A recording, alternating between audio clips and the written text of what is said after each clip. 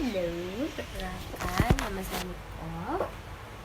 Kalau biasa ngasih perkenalannya, kenapa kita nggak buat kayak My name, my age, my favorite color, my height and my sign. Do I have a lover?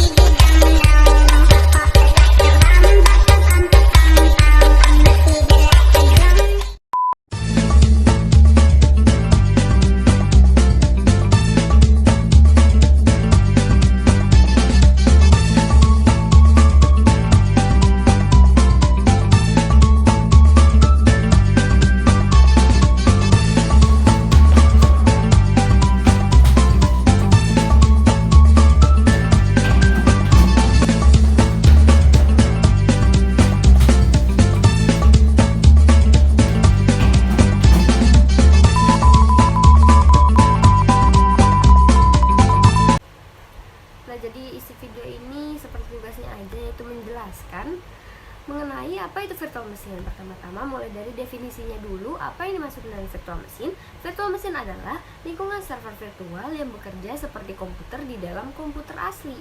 Virtual machine ini berjalan pada partisi terisolasi yang ada pada komputer asli dengan sumber daya seperti CPU, memori, dan sistem operasi itu tersendiri.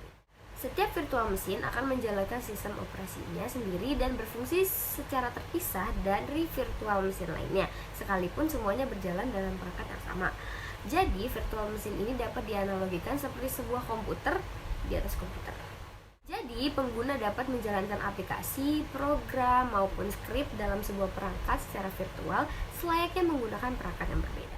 Nah, contohnya, jika komputer kamu menggunakan sistem operasi Windows, maka kamu dapat membuka virtual machine berupa sistem operasi Linux atau kombinasi sistem operasi lainnya. Meskipun berjalan di atas sistem operasi lain, namun penggunaan virtual machine tidak akan mempengaruhi sistem operasi pada komputer bawaan kamu. Tapi banyak juga orang yang mengira bahwa virtual machine dan container merupakan hal yang sama. Secara definisi, keduanya memanglah sama-sama berjalan pada teknologi virtualisasi. Namun, perbedaan utama yang bisa kita lihat dari fungsinya. Virtual machine itu seringkali digunakan untuk kebutuhan hosting, sedangkan untuk kalau container digunakan untuk kebutuhan developer yang ingin melakukan deploy aplikasi. Next, another fungsi dari virtual machine yaitu mudahnya switch ke beberapa sistem operasi hanya dalam satu komputer fisik saja. Lalu, untuk menguji software atau aplikasi yang membutuhkan OS beragam sehingga kamu tidak perlu banyak menggunakan perangkat lainnya. Dan yang terakhir, untuk melakukan update OS.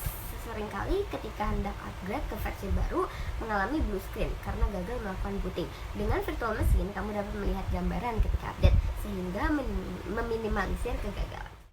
Next, we go with the jenis-jenis virtual machine. Di sini itu kita bisa pilih virtual machine-nya dengan menggunakan VirtualBox, Oracle, atau Everywhere. Oke, di sini saya akan menggunakan VirtualBox.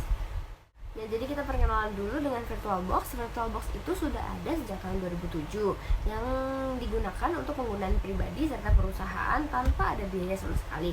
VirtualBox juga mendukung beberapa OS mulai dari Windows XP hingga 10, Windows Server 2003, dan Windows NT. Nah, di tugasnya juga disuruh nih untuk install salah satu sistem operasi berbasis Linux. Jadi kali ini aku akan mentutorialkan cara menginstal VirtualBox. Di sini kalian bisa cari di Google dengan mengetik VirtualBox, lalu bisa pencet di bagian downloads. Karena di sini benar-benar install dari awal, jadi kita install visi VirtualBox-nya terlebih dahulu.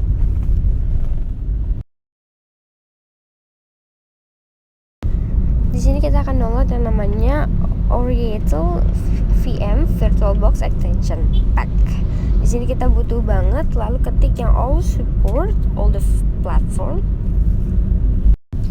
Jika sudah selesai, bisa langsung dibuka saja untuk filenya. Setelah dibuka, kita tinggal ketik next, yes, seperti itu aja. Lalu mulai proses untuk downloading. Kalau sudah, langsung dibuka saja untuk VirtualBox-nya. Kita langsung klik centang dan juga klik finish. Jika sudah, di sini kita juga masih memerlukan untuk menginstal extension pack dari VirtualBox. Maka dari itu kita buka file, lalu kita menuju ke download. Setelah itu cari yang namanya Oracle VirtualBox. Setelah itu di VirtualBox-nya tinggal diklik install. Tapi kalau misalnya udah pernah menginstal, kalian bisa klik reinstall untuk jaga-jaga aja. Lalu bisa ketik I agree, lalu tinggal ditunggu saja sampai selesai. Nah, kita lanjut proses yang kedua. Setelah selesai menginstal VirtualBox, kalian perlu menginstal Kali Linux ISO. Oke, jadi untuk mendownload file ISO dari Kali Linux, kalian hanya tinggal membuka Google lalu memasukkan kalilinux.org. Nah, setelah itu bisa kalian klik download, lalu kalian bisa pilih saja yang platformnya yang installer image. Nah, di sini disarankannya untuk memilih yang 64 bit dan downloadnya itu yang installer.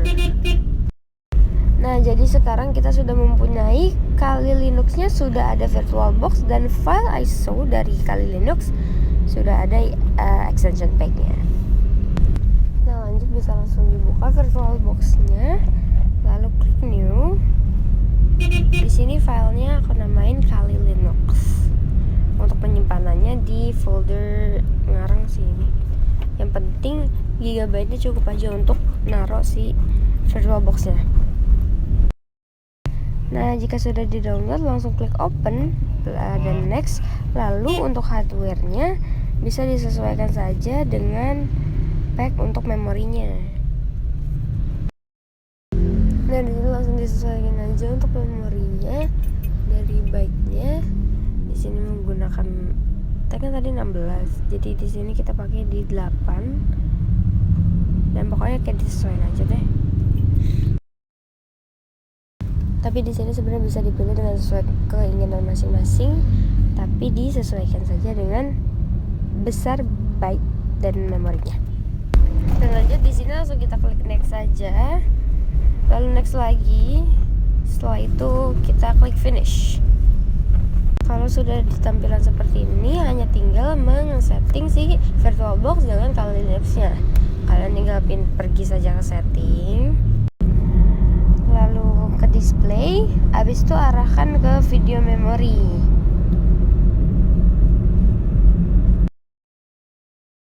Jika sudah selesai seperti ini, kalian bisa pergi ke USB.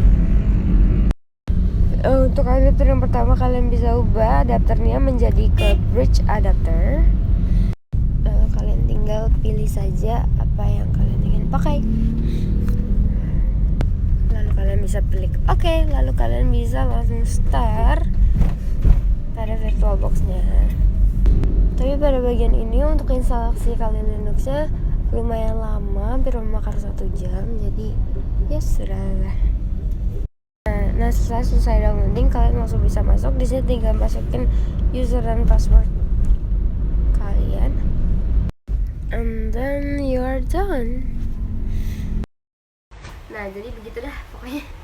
Jadi dari kesimpulannya, virtual machine adalah sebuah software atau sistem operasi virtual yang dapat beroperasi secara berbarengan dengan sistem operasi asli pada sebuah hardware yang sama.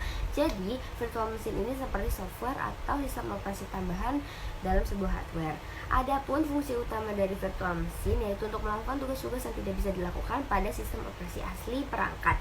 Dengan virtual machine, pengguna dapat menjalankan aplikasi, pemrograman maupun skrip dalam sebuah perangkat secara virtual selayaknya dengan menggunakan 2 perangkat yang berbeda. Jadi itu dia penjelasan dari saya mengenai tentang virtual machine. Terima kasih untuk ini, sekian ku pamit pergi. Apa kabar wong sing tahu tak sayang? Apa kabar wong sing tahu tak gawe? Nyaman susah seneng janjine bebarengan.